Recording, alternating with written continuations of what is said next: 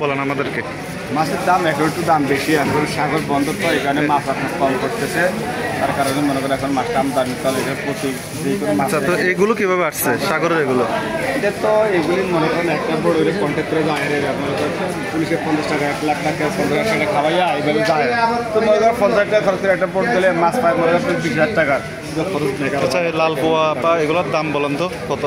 লাল কোলটা নিলে 750 টাকা, আর যে দাদিনা কল এটা আছে আর কি 650, দাদিনা এটা আছে 800 টাকা, কাইলে হইলে 650, এই লাল পোয়াটা 550, আপনার কালো চান্দা এটা হইলে 600, তারপরে ইলিশ মাছ এটা হইলে আপনার 1800, রূপচাঁদের এসে একটু বড় আছে ওটা আছে 1000, আর একেবারে বড় আছে ওটা হইলে আপনার 1400, এটা হইলে 1300 টাকা, আর এটা এটা 1200, ছোটোটা 900 টাকা।